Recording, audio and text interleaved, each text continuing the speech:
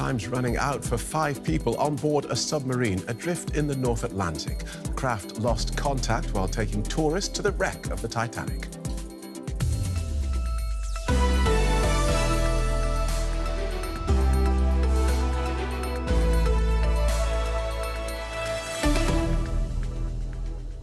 I'm Phil Gale. Welcome to the programme. German Chancellor Olaf Scholz says he's seeking a more balanced relationship with China. Mr. Scholz has been holding talks with Chinese Premier Li Qiang here in Berlin. He stressed the importance of engaging with Beijing in a challenging global environment and called on China to put more pressure on Russia over the war in Ukraine. It's Mr. Li's first foreign trip since taking office, and it's aimed at resetting relations between the two trading partners. Let's get more on this from DW's Asia analyst, Melissa Chan. Welcome to the studio, Melissa. When Germany released its national security strategy last week, it promised a much more detailed consideration of China, which has now been delayed again until July. Does Germany actually have a clear and agreed plan for dealing with China, or is Mr. Scholz just winging it? It doesn't look like they have a plan, or one that the three parties, in charge of the government can decide and agree on, which is why they issued a national security plan without and basically cut out the China part and said that, kick the can down the road. We're going to talk about it and release our China policy in July, which is very weird because you have these meetings happening this week where there's no blueprint for the government. So one wonders how you can hold meetings if you have no clearly defined goals. And there are so many questions about this relationship. Number two, has Germany failed to learn the Russia lesson in continuing to be too dependent on an unreliable trading partner with such a poor human rights record? I think saying Germany has failed is a little harsh, but, I'm not entirely sure human rights was ever a factor. I mean, the issue was that Russia invaded Ukraine, but Russia had a lot of human rights violations before its invasion of Ukraine.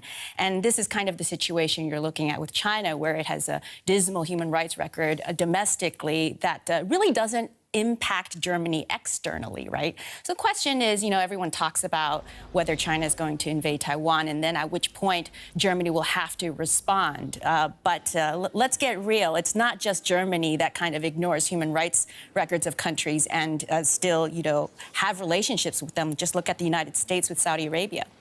So would that be your accusation, then, that Germany is effectively ignoring China's human rights record? Because people will look at this and say, well, it's Germany's priority is to keep the trade euros flowing, and all the rest of the talk is window dressing.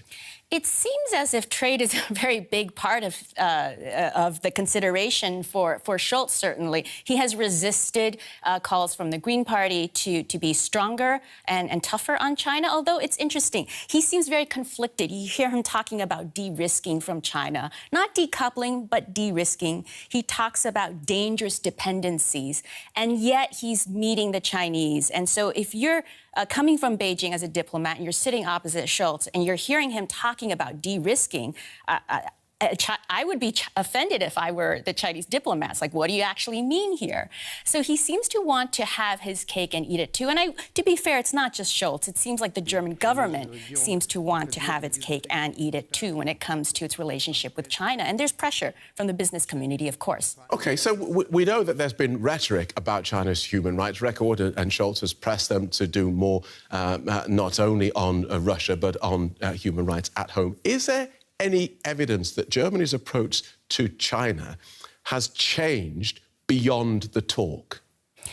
I think there has been a change. I mean, I think it would be, if you look at the pre-pandemic era, if anyone remembers that, and the Angela Merkel era, and the rhetoric then. I mean, for example, during Merkel's period, when they had these similar meetings, they would release a statement at the end, some kind of bilateral agreement. And I understand that we are not expected to see this kind of statement from this set of meetings this week. So you do have that change. And of course, you've got the Chancellor saying things like de-risking, which Merkel would have never said in the past. OK. Melissa Chan, DW's Asia analyst, thank you so much.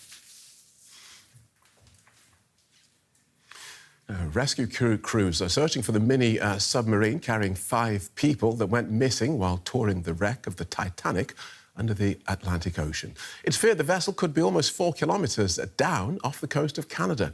Aircraft using sonar technology have been trying to pinpoint its location, and a submarine team's hoping to attempt a rescue. The sub is believed to be carrying enough oxygen to last until Thursday. Trapped in this submarine under the Atlantic Ocean, a pilot and 4 other men hoping for the experience of a lifetime are now missing after their submersible lost contact with the surface. One of the people on board is Stockton Rush, the chief executive and founder of OceanGate Inc., the company that provides the dive excursions. Seen here earlier this year describing the Titanic mission. You can see inside. In fact, we dipped down into where the grand staircase was. We saw some of the chandeliers that were still hanging. It's amazing the bow section and the stern is completely different, but in the bow, the windows are still intact. You can look in the portholes. You can go on the promenade deck. It's really incredible. Before stepping on board the submarine, British billionaire Hamish Harding tweeted that he was proud to be joining what was likely to be the only manned mission to the Titanic this year. Pakistani businessman Shahzada Dawood and his 19-year-old son Suleiman are also part of the crew. The 5th member is known Titanic expert Paul-Henri Nargeolet. US and Canadian boats and aircraft are out in force trying to find the missing submarine before it's too late. Let's get more on this from Pippa Stevens from DW Science. Welcome, Pippa. What are the biggest challenges likely to be facing the search team? Well, the first is really a question of depth. Now, we don't know at the moment how deep the submersible is, but we know the Titanic is 3,800 meters below the sea surface, so nearly 4 kilometers. Now, for context, submarines usually go about a tenth of that. Some rescue submarines can go about 600 meters deep. Now, there is a type of military nuclear-powered submarine that has sonar or sound waves that could communicate with the vessel, but even if it could, then there's not the possibility it could get close to it.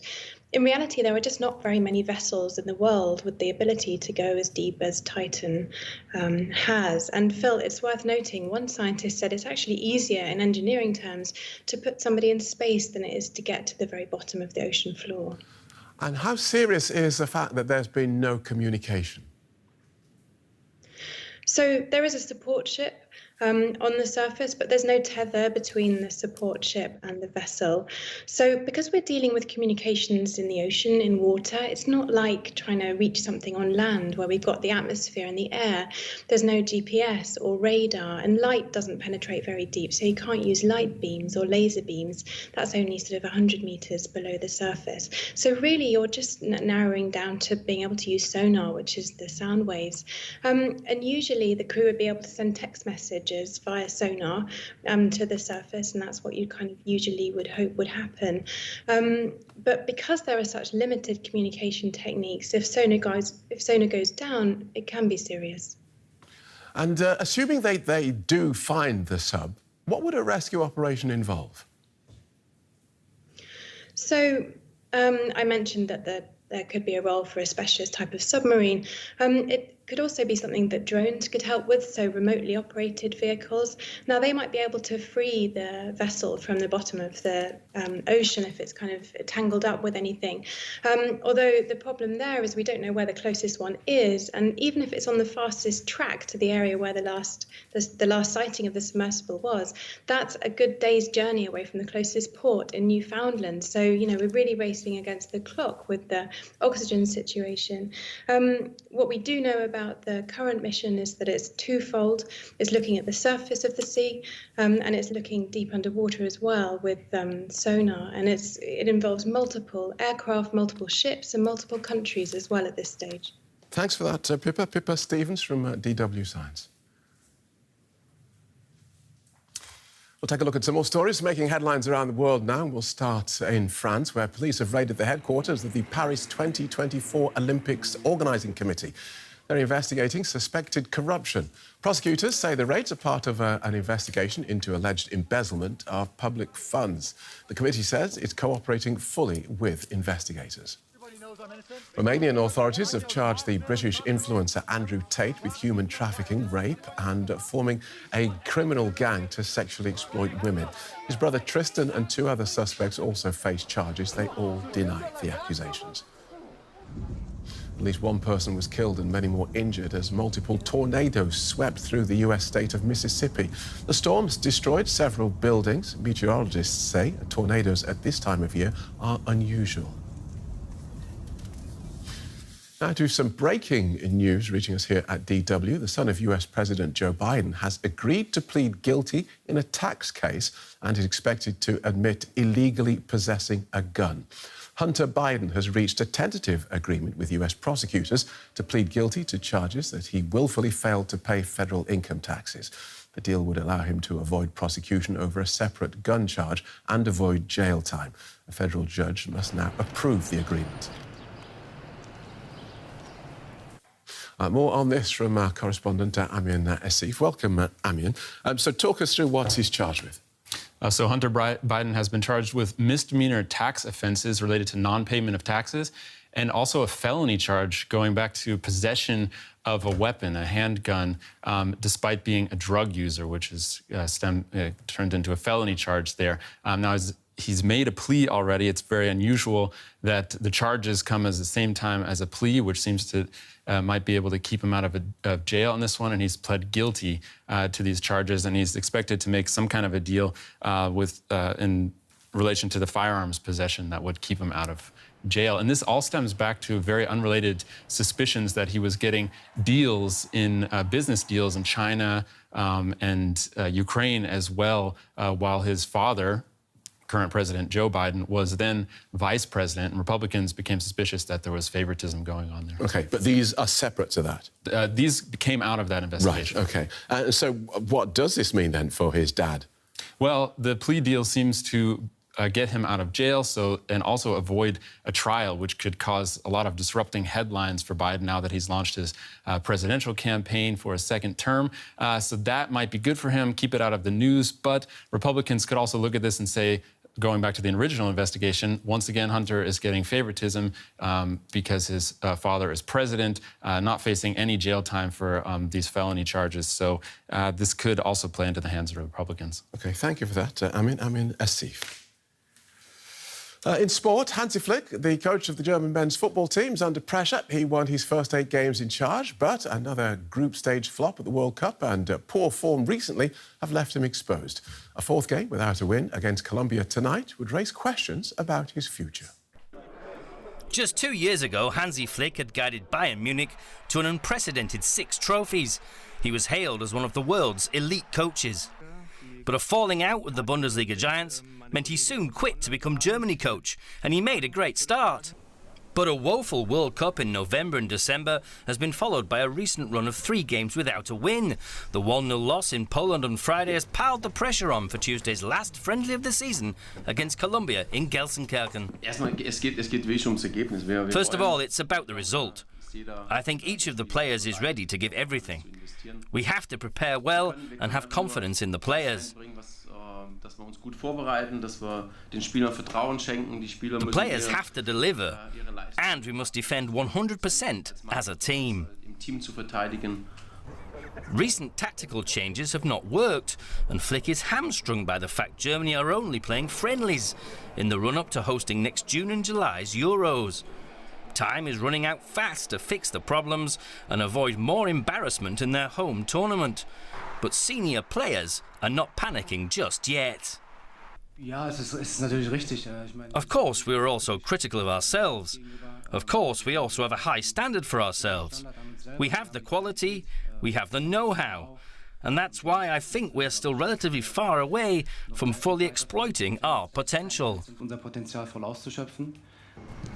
Lose to Colombia, though, and fans might be asking if out-of-work Julian Nagelsmann, who replaced Flick at Bayern, might be a better bet as coach. If the pressure continues to build, Flick may risk being shown the door.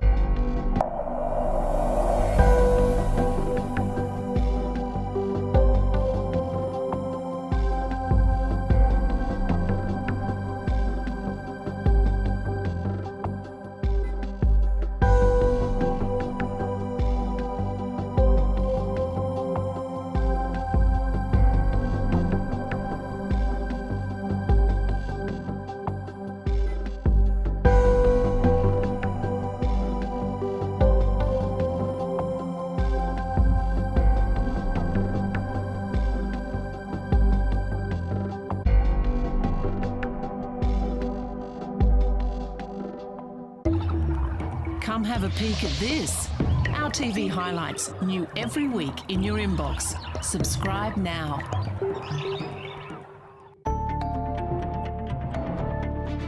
In many countries, education is still a privilege. Poverty is one of the main causes. Some young children work in mineshafts instead of going to class. Others can attend classes only after they finish working. Millions of children all over the world can't go to school. We ask why. Because education makes the world more just. Make up your own mind. DW, made for minds.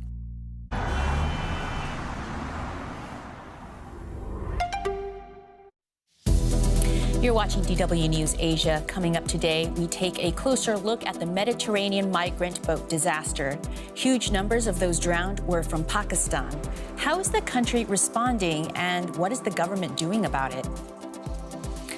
Plus, with great fanfare, Washington hosts Indian President Narendra Modi this week. But are India and the U.S. ready for a deeper relationship?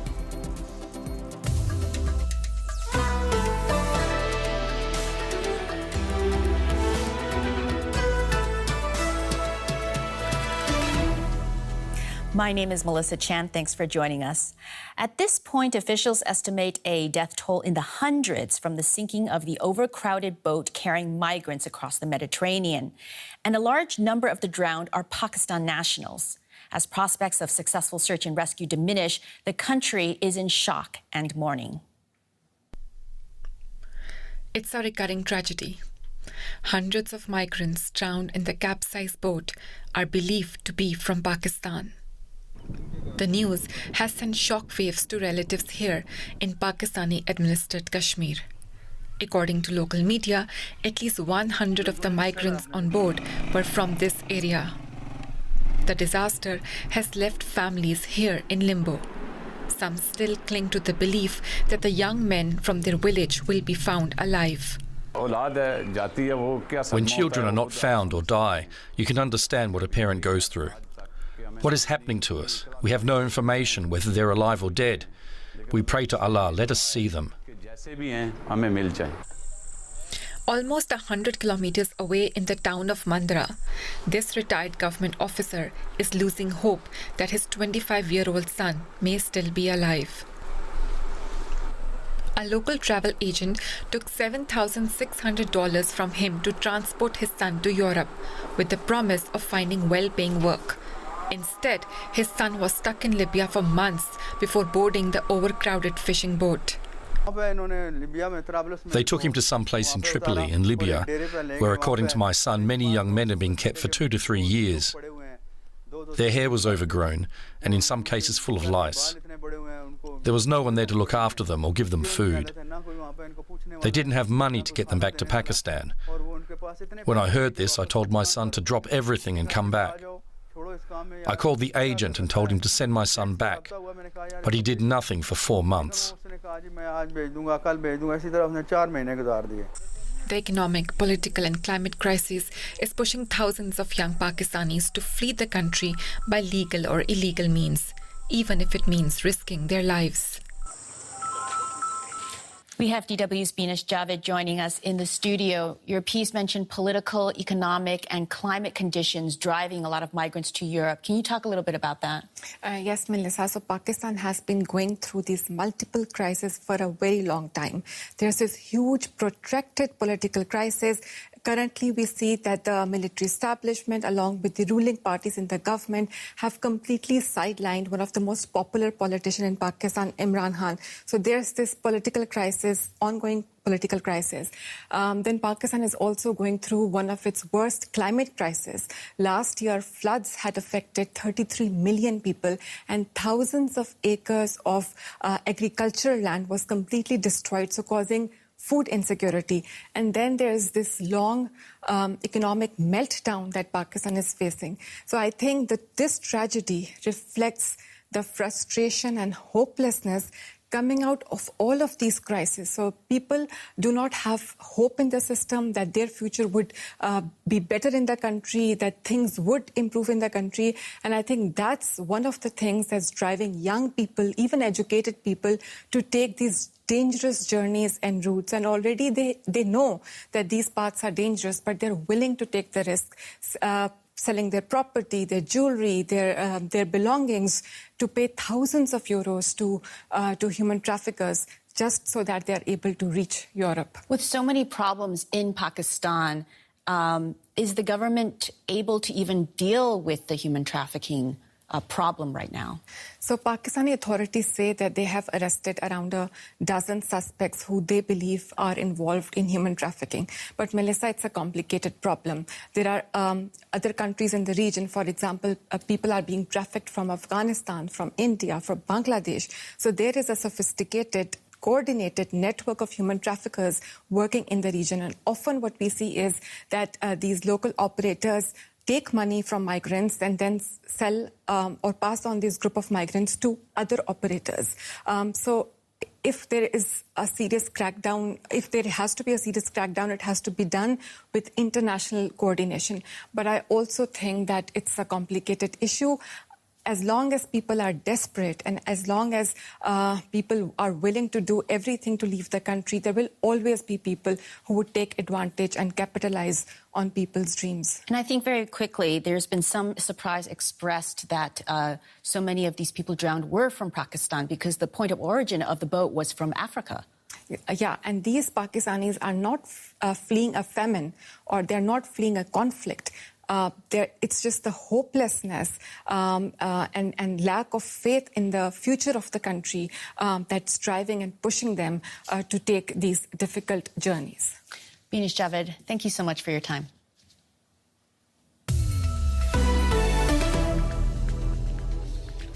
India's Prime Minister Narendra Modi heads to the United States this week for a high-level state visit, which will include addressing a joint session of Congress.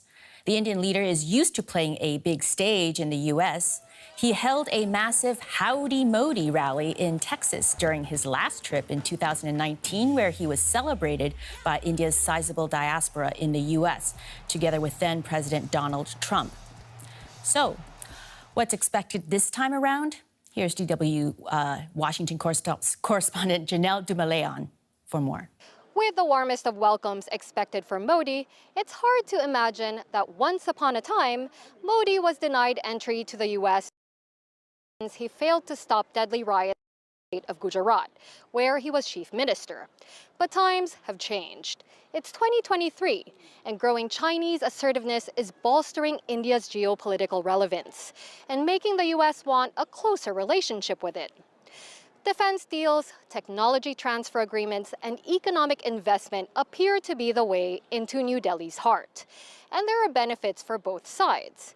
India and the U.S. both agree it is good to help wean India off of Russian-supplied weapons, or at least to diversify supply. But larger questions still loom over the U.S.-India relationship. There is the issue of democratic backsliding in India and how India has failed to join the U.S. and its allies in condemning Russia over its invasion of Ukraine. But Modi's state visit is symbolic of a longer-term bet that Washington is making, that pulling all the stops to pull India into the U.S.'s orbit will improve its defensive position in the Indo-Pacific and convince New Delhi to find ways to bridge some of its differences in mindset with Washington, despite its desire for strategic autonomy. Joining us is Kanti Bajpai from the Lee Kuan Yew School of Public Policy at the National University of Singapore.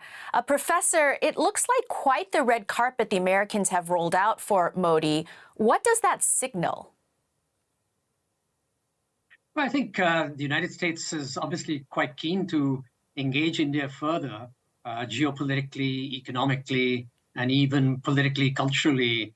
And I think from the American side, I think President Biden has it in view that Mr. Modi is popular and is still in power and needs to be engaged further and cultivated further. So I think on the American side, that's the case. On the Indian side as well, there's a political motive. Mr. Modi will be going into general elections next year for his possible third term in office, and I think he wants to be seen on the big stage.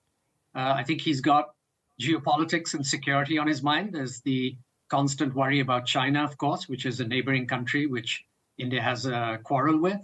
There are economic points of engagement with the United States. India wants technology, it wants investment, it wants to boost trade. And I think lastly, of course, there's the political cultural. There's a very big Indian diaspora in the United States, somewhere between 4 and 5 million. They're very prosperous. And I think Mr. Modi wants to touch base with them and cultivate them as well, as much as the American establishment. You mentioned China. How important is China as a factor for the convergence of U.S. and Indian interests? It is important, obviously. China is America's biggest rival. I think that's pretty plain. India has a long-standing border quarrel with China, and since the mid-2010s, since 2013, in fact, there's been a spate of border confrontations with China, culminating in the largest one in 2020 when there was loss of lives, and again last year. So that border quarrel remains unresolved, and I think India feels, secondly, the enormous heat of Chinese power.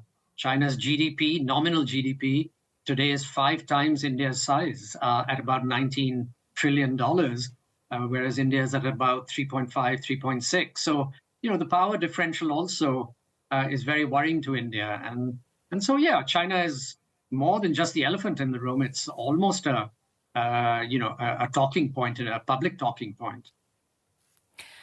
Now, Washington, both this administration and last, is choosing to overlook the anti-democratic tendencies of Modi. How much do you think is that a problem?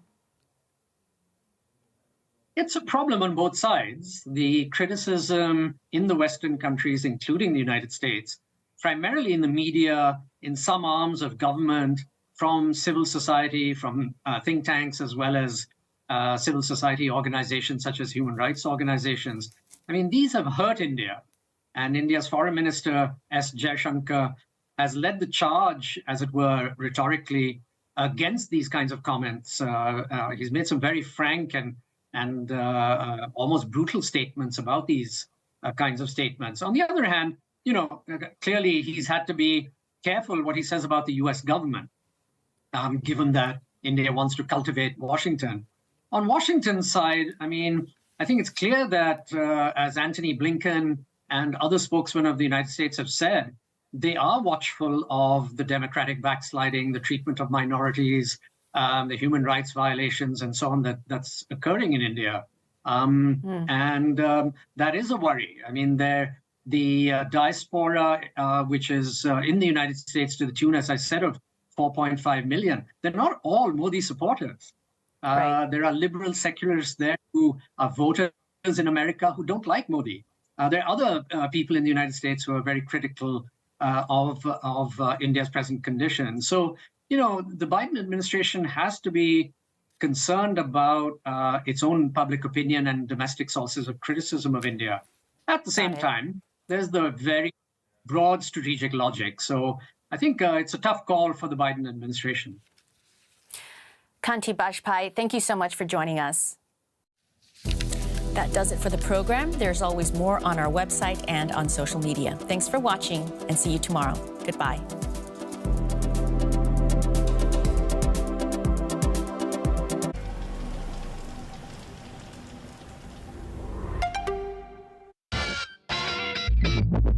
They cherish them and take care of them. And of course, they also drive them. Vintage cars in India's Parsi community. What's behind the obsession? Or is it only a cliche? We visit the car fanatics to find out. Rev. Next on DW.